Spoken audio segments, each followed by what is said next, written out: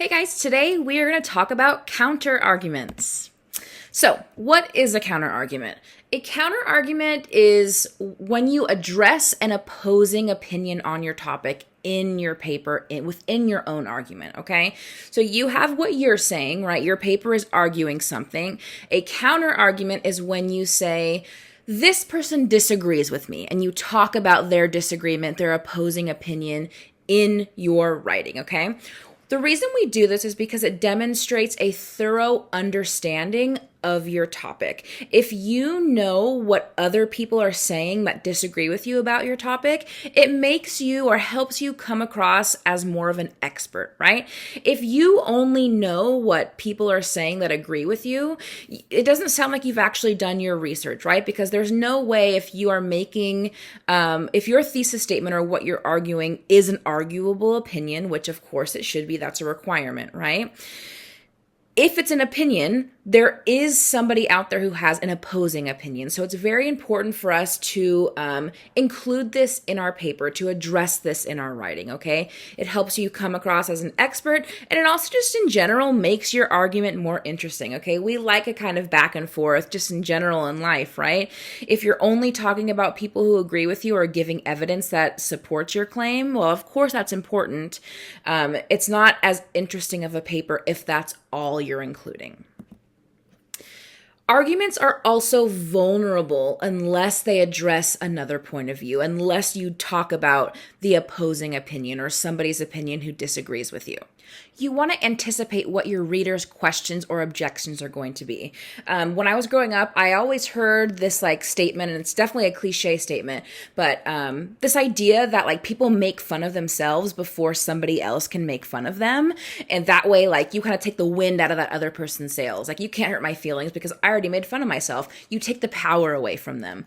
This kind of has the same concept where if you address potential questions or disagreements that a reader may have, you kind of take the power away from them. And it also makes you look smarter and establishes credibility.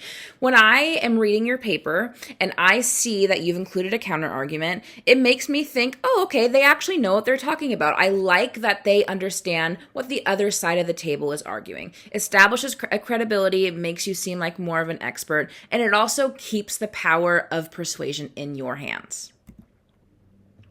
Let's talk about rebuttal. This is the second part of the counter argument, and it is extremely important. So you give your counter argument, you explain the opposing opinion, okay? You must immediately respond to the counter argument, not just state the counter argument and move on. You have to immediately respond and bring the reader back to your own argument, okay? So this is what this person says. They agree with me. However, what they're not considering is whatever it may be, right? So you give the counter argument, you say what the opposing opinion is, and then you immediately respond to it, bringing the reader back to what you are actually arguing. You don't always have to prove that this other perspective or this opposing idea is wrong. Sometimes you might not be able to prove that something is wrong.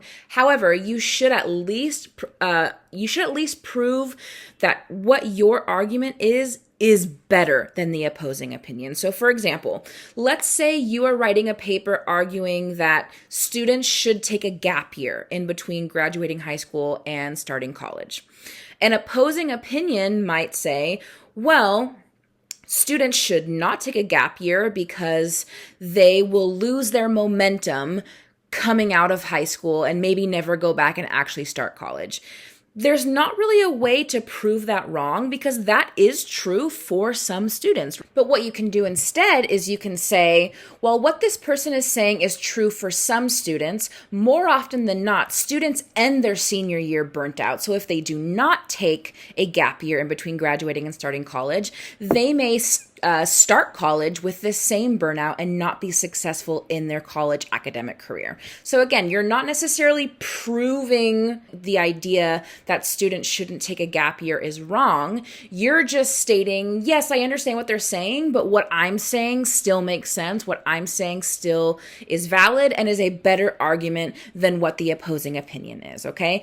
It's this they say I say formula. So you have your argument. This person disagrees disagrees with your argument, you respond immediately to that disagreement, okay?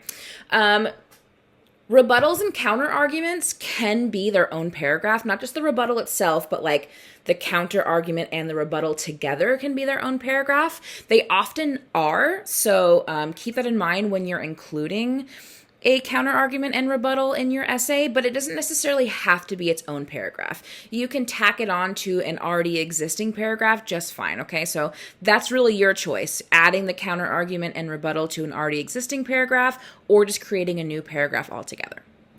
When we are incorporating a counter argument in our rebuttal, it's really important that we use a respectful and professional tone. It's very easy when we are talking about somebody who disagrees with us to kind of like be aggressive or be rude because we don't like it when people disagree with us. And so oftentimes this tone can come off in our writing. However, this is an academic paper, right? Your essay is an academic paper, and still in your commercial, you're trying to persuade somebody. And so it doesn't help your cause to offend somebody or upset them or alienate them by being rude or disrespectful, right? Like if that's the case, they're not going to be persuaded by whatever you're trying to persuade them of. So it's important to avoid words or phrases that belittle people and their views. So here's an example of a successful counter argument and rebuttal. So let's say our main argument in our paper, our thesis statement, would be implementing a 4-day work week can increase employee well-being, enhance work-life balance, and boost overall productivity. So let's say that is our thesis statement. And the counter argument could be something like this. Harvard business professor John Jones argues that a 4-day work week could lead to decreased productivity because employees will have less time to complete their work, potentially leading to rushed and lower quality outputs. So Harvard business professor John Jones disagrees with you that it would boost overall productivity. So you give their counter argument and then immediately respond with your rebuttal. However, recent studies and pilot programs in various companies suggest otherwise. For instance, a study conducted by Microsoft Japan in 2019 found that a 4-day work week led to a 40% increase in productivity. Employees reported feeling more focused and energized, which translated to higher efficiency and output during the days they worked. So this is an example of a rebuttal where you actually are proving the counter argument wrong, right? So the counter argument is saying a 4-day work week would decrease productivity. However, your response is saying, actually, here's some statistics that show increased productivity, right? And so you're proving them wrong. Here's a statistic that proves you wrong, okay? Here's another example of a counter argument and rebuttal where you're not proving them wrong, where you're just making it clear that what you're arguing is more valid or it's a better argument than what the counter argument is saying. So for this pretend paper, our thesis statement is investing in renewable energy is crucial for sustainable development and reducing greenhouse gas emissions.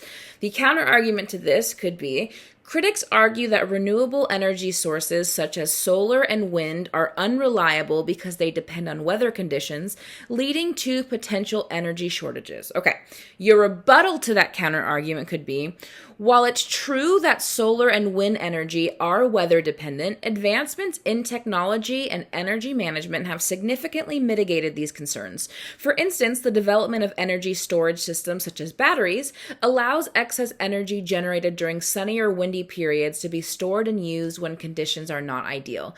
This ensures a stable and reliable energy supply. So notice the difference between this rebuttal to the counter argument and the last example. The last example, you're proving them wrong. Here's a statistic that says you're wrong. And this one is saying, yeah, I understand the argument. While it's true that solar and wind energy are weather dependent, so recognizing part of the counter argument. However, here's what you're not considering, right? So again, not proving them wrong, but acknowledging the counter argument with a respectful and professional tone and bringing it back to your argument saying, I understand what you're saying. However, what you're not considering is this. So my argument is still valid. My argument makes sense. Hopefully this all makes sense to you. Writing successful counter arguments and rebuttals is extremely important. And if you don't understand, this would be a great concept to talk about in class. So if you have questions, please write them down in your question log and we can go over it together.